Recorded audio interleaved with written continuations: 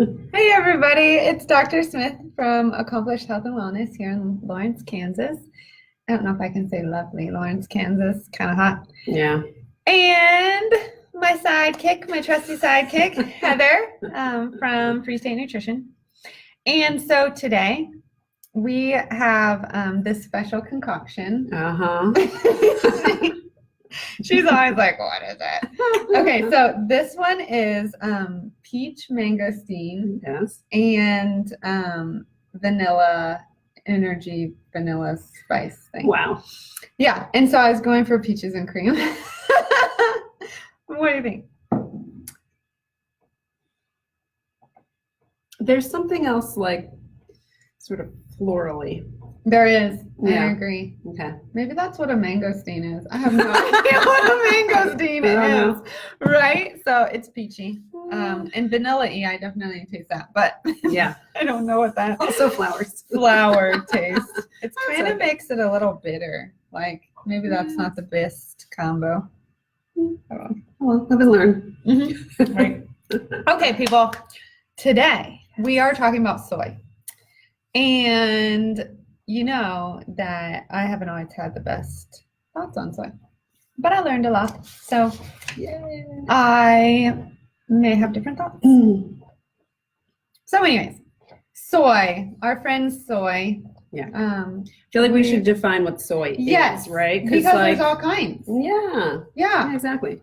So you got like your whole soybeans, Right? right? And And those are like edamame? No. edamame. Edamame. Yes. That's how you pronounce it. Yeah, and you can eat them whole. Obviously, they need to be cooked. They're not. You don't eat them raw, but they're just like any other legume.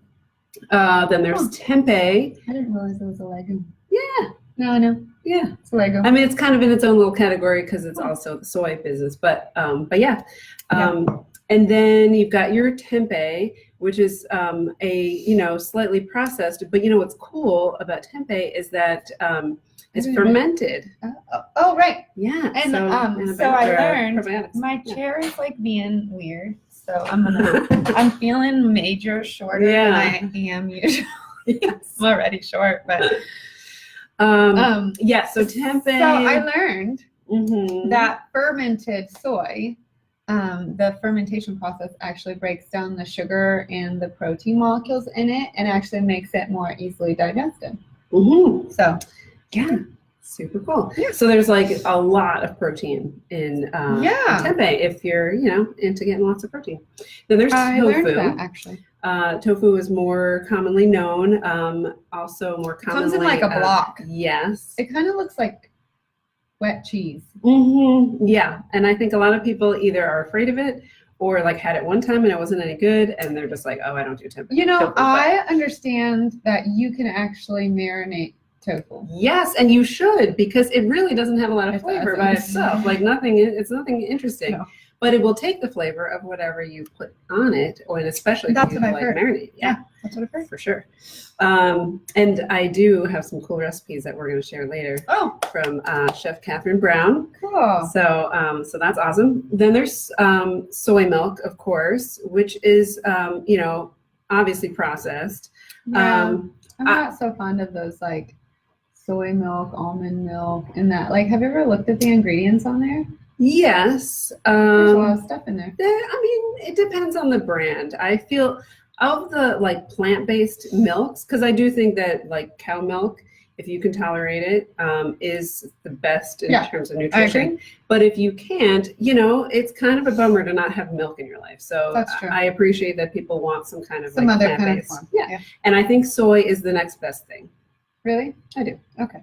Because I think it has the most protein compared to any of these other ones, right? Yeah. It's way better than almond. Yeah. Almond's got like 1 or 2 or something. And then like rice has like 0 to 1. Like it's lame. So it's lame.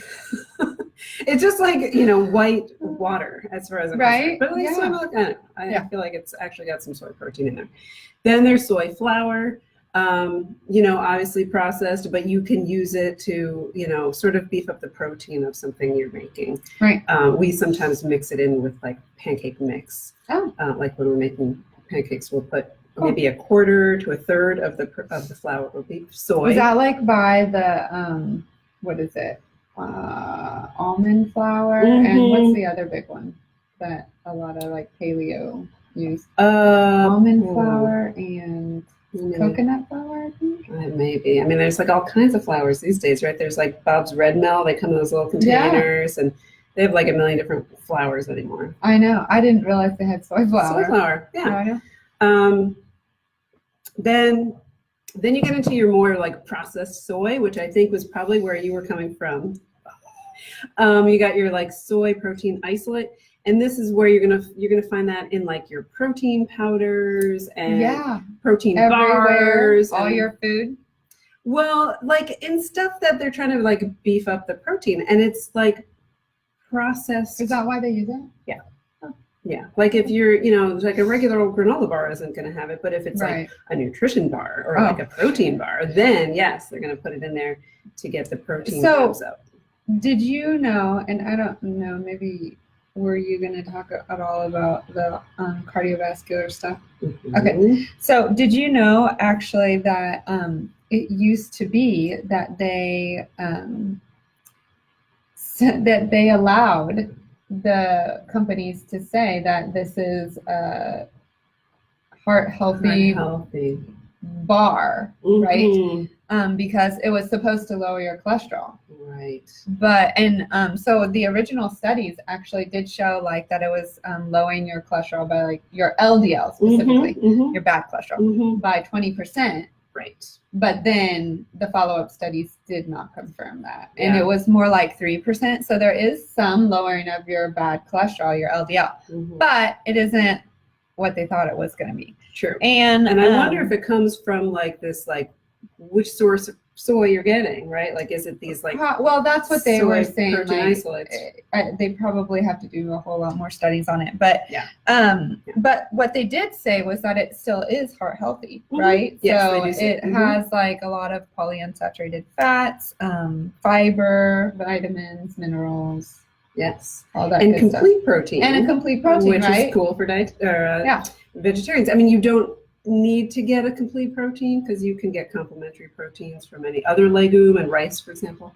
Right. But it's all together, all in one little package. But that complete protein, right, is all. That means it has all 9 amino acids that we can't make ourselves. Right, and that's have to get from food.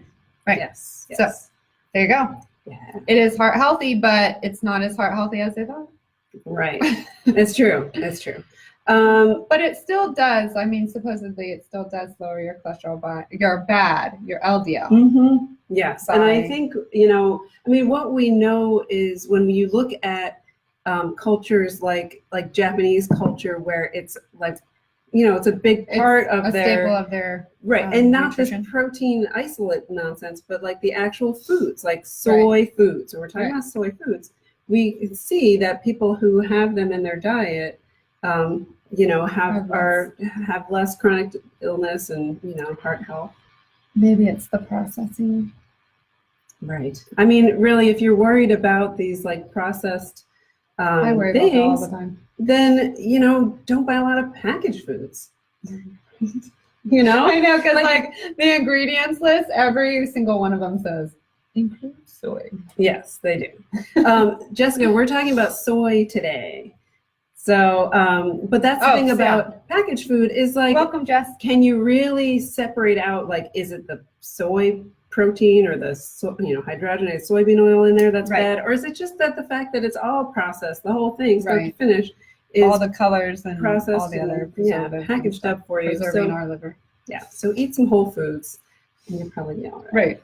Okay, so that's always our message. Okay, we totally sidetracked from what were we? So I mean, just 80%. Isn't that interesting? Like 80% of the soy produced in the U.S. is used for animal feed. Like we're not even eating it. I can't even go there. Yeah, and we're all worried about whether it's I thought GMO actually it went into all our food. Yeah. Well, apparently it goes into our beef. So yeah, it goes into our food somehow. They do sneak it in there. I mean, they're always the farmers are crunched, and so they're always going to. I love farmers. I do. I have this soft spot for farmers. I don't know why. Yeah. Something about it. I mean, they're kind farmer in a combine. They're important, you know. They're feeding the world, like literally. They are one day at a time. Yes. They are. I love farmers. Anyways. And then the other thing is that 94% of soybeans grown, say this was a couple years ago, 2014, were genetically engineered. And I know that people are always like, GMOs and all this stuff. But it's not inherently bad. It's just that, is it done in a helpful, way, right? Like it has the potential to be great. Yeah, a lot of them actually, the GMO really they are creating a plant that's more bug resistant. Right. That means less pesticides. Right. This is good. And more hardy. Yeah. So that it can withstand the weather changes and whatnot. Right. Because, it never fails. Harvest comes and what else comes? Big rain. There went the whole crop. And I'm like, oh, so sad. Like, I really feel the pain of those farmers. When I was in Minnesota, I worked in this really small town, and it was like 3,500 people, and they were all farmers. Okay. All of them were soybean and corn farmers. So I learned a ton about that. And so every time you can't get a farmer in the doctor's office during harvest and planting. Forget it. It does not happen. And the coolest thing, actually, so like I lived out in the country, and I had two sides of my property. Well, in sort of the other side, but that side was kind of covered by trees, so I couldn't see as much. But two sides were open and farmed by a farmer. Mm-hmm. And the coolest thing, actually, which I used to be like, dude, go to bed. It's like 1 a.m. But they would be out there because in Minnesota, the harvest time is short. Mm-hmm. Because when the plants are done and when the snow starts, it's like a very short period. Sure. And so they would be out there until like 1 or 2. But when you look out there and it's like pitch black because, you're all out in the country and there's just lights. And I'm like, it looks kind of like a UFO. That's not, it's your local farmer. Yeah. But yeah, and then once harvest was done, they would come in. And so I learned. And then I go to sleep. Yeah. I learned a lot, but that's why I have this soft spot for farmers. And then when I was in Pennsylvania, it was all dairy farmers. Mm-hmm. And they're just as bad. They don't come to the doctor. But I learned this is so off the subject. I learned, so this one farmer, I loved him to death.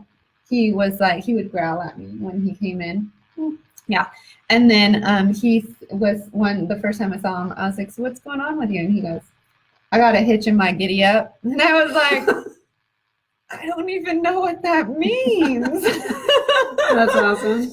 And so then that was my new phrase. Like, oh yeah, I got a hitch in my giddy up today. Oh. Yeah. But at the end of my residency, that was when I was in residency. And that man, who's this old farmer, and I loved him. He actually said to me, kid, I'm going to miss you. Aww. Yeah. That's I loved him. Anyways. Well, I fixed his hitch and his giddy up too. That's why I was going to miss you. Right. Anyways, okay. So let's talk about the health benefits. Yes. Of soy. Yes. Yes. So, wait, there was some other things that I wanted to talk about. Okay. I guess this kind of goes along with that health benefits. Yeah, it's hard to separate it out. It is. So, soy actually is broken down and used differently in different ethnic groups. Did you know that? I did not. Yeah. And so that actually explains a little bit about why Asian populations actually have a different response with soy than even Americans. Okay. And Europeans and so, but soy has estrogen properties. Mm-hmm. Okay. I've said it. It's true. It does. But its effects vary differently according to how much estrogen is actually present in the body. Okay. So pre-menopausal women that have a lot of estrogen already in their body, it actually acts as an anti-estrogen. Isn't that interesting? Mm-hmm. But in postmenopausal women, it actually acts as an estrogen. Isn't that interesting? And they have lower estrogen. But that means it can help with hot flashes. Yes, sort mildly, of. So there really actually, with the hot flashes, there really actually hasn't been strong evidence that actually proves that it helps with hot flashes. But the estrogen effect actually that the soy plant has is much less than like the human normal estrogen. Right. So because postmenopausal, you always get worried about breast cancer, right? Mm-hmm. So there's some data about that. But soy has, so what it has is these increased isoflavones, right? Right. And that is the plant estrogen. And we call it phytoestrogen. So when you're like looking, I don't even know what it's called over the counter. There is like a name for it over the counter, but in the ingredients, it'll say phytoestrogen, and that's basically soy estrogen, soy plant. But soy also has high vitamins B, B vitamins, right? Potassium, magnesium, and then the protein that you already talked about, and fiber. Fiber, that's the other thing. Has a lot of fiber. Right, because it's a bean. Right. So there are some good things.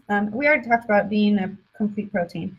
So what they were saying, as far as like, does it help with hot flashes? A lot of the studies, like it was, maybe it did, maybe it didn't. What they actually said was that it might be placebo effect. Right. But if you ever had a hot flash, you're like, I'll take the placebo effect.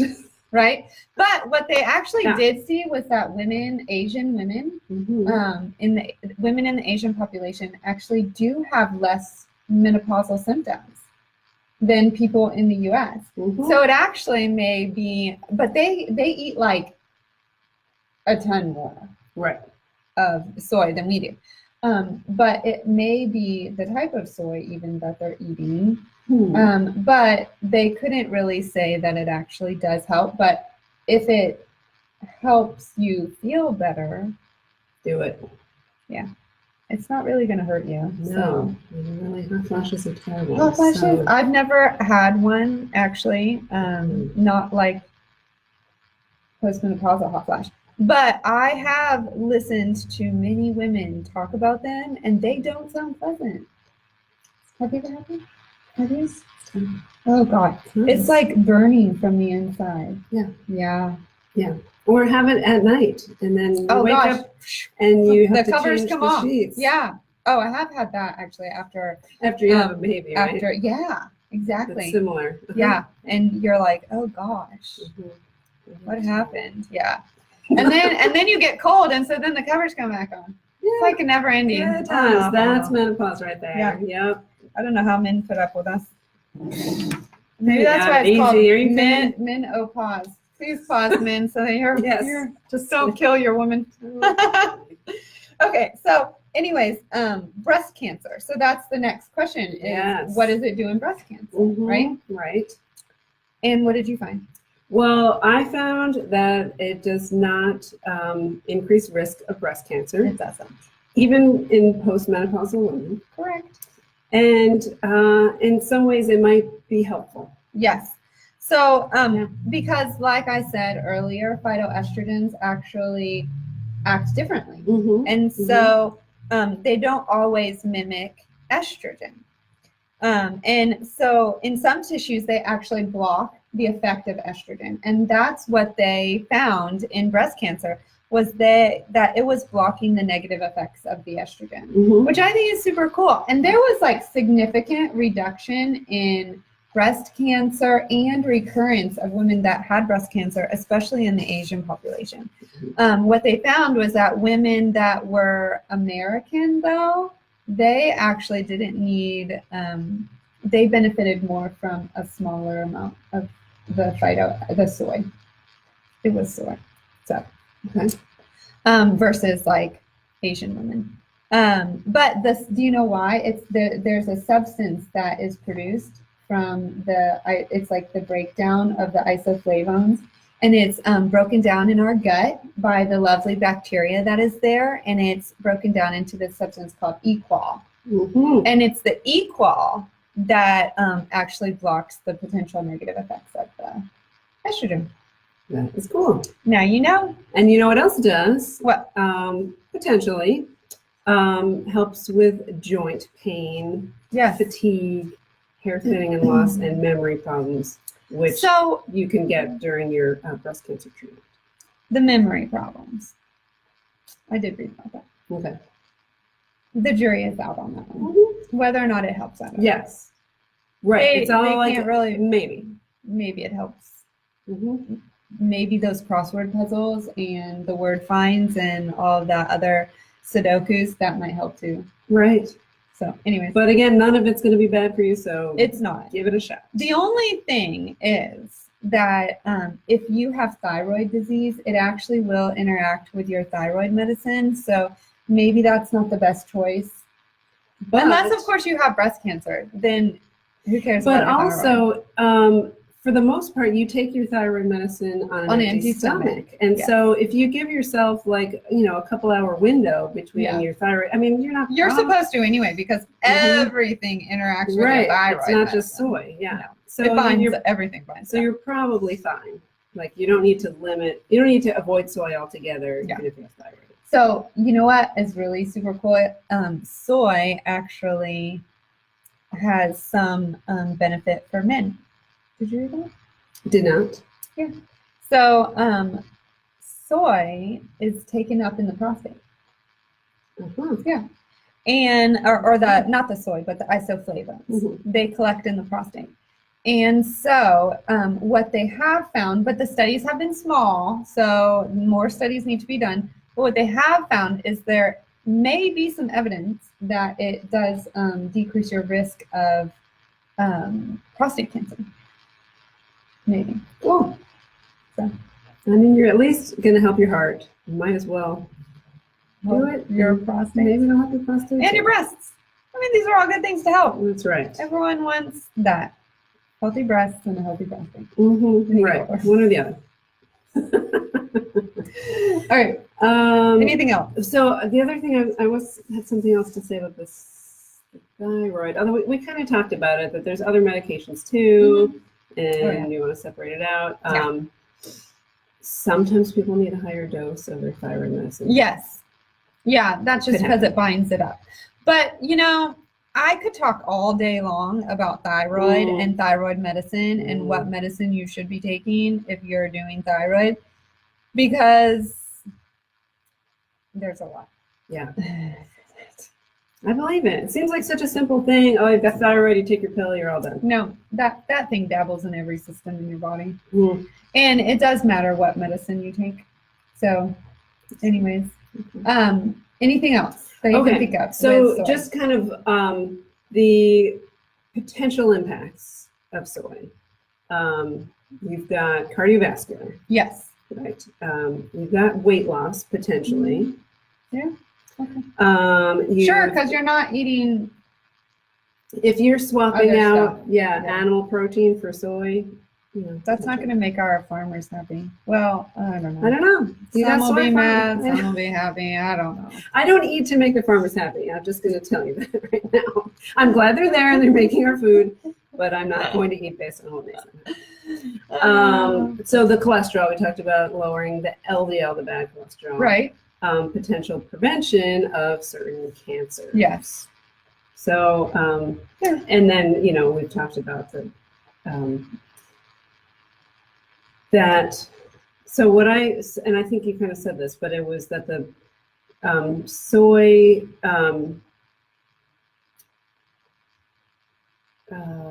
so I guess they thought that soy was going to promote the growth of breast cancer cells. Oh, right. Right, but it's really that. Data hasn't shown that. It hasn't shown that, and potentially that it has some impact, I think, in enhancing the treatment.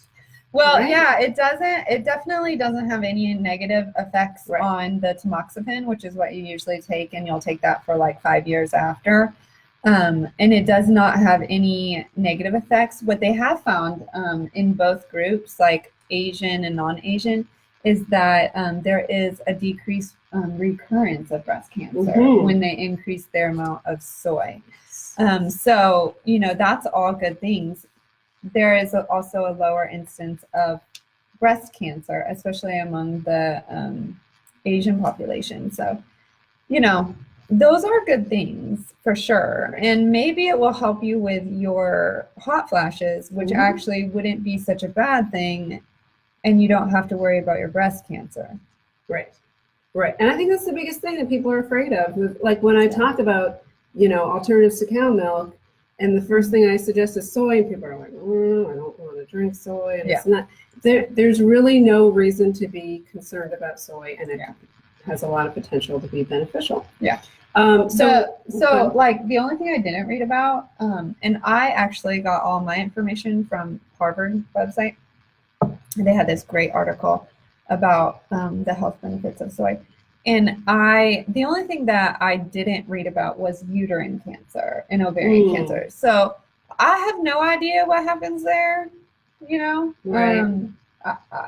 I can't even speculate, to be honest with you, whether it would be beneficial or not, you know, protective or not, because who knows? I mean, it seems to be protective in breast, but I don't know if it would be in those. So. Although it is taken up by the prostate. So you could imagine that it's probably taken up in the uterus and in the ovaries. So right. I don't know. Maybe there is some protection. Maybe we need more research. Someone needs to do a study on that. Everybody's always studying breast cancer, which is great, but we also, I mean, right? Yeah, we got some other cancers. People should study ovarian cancer. There is like no, there's not a good screener for that. Ooh. Yeah, so. Yeah. Anyways. So 25 grams of soy protein is like sort of the recommended amount to get the health benefits.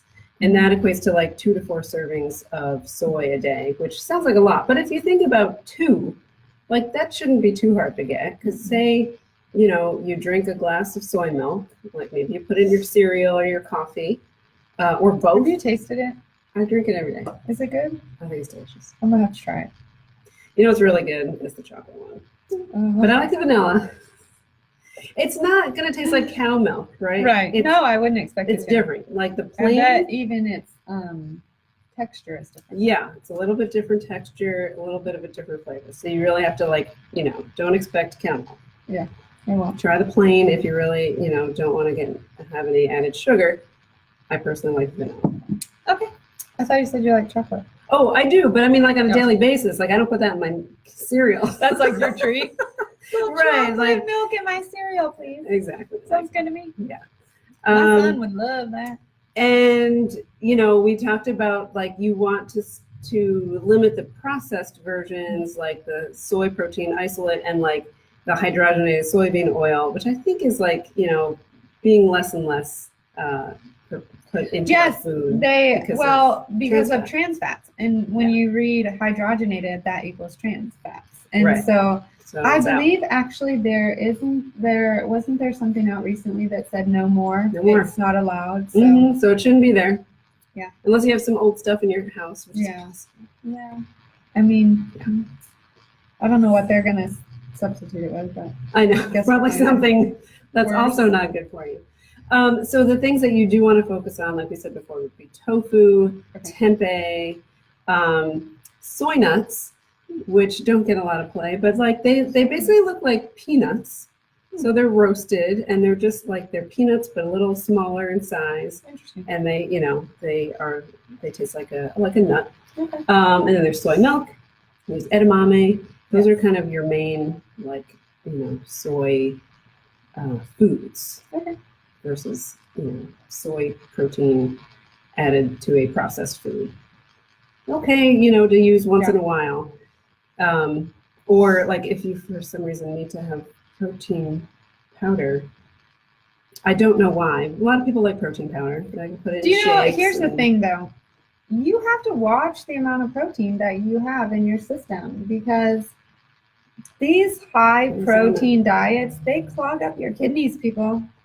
Just saying. You don't want to be 30 and now your kidney function is in the crapper.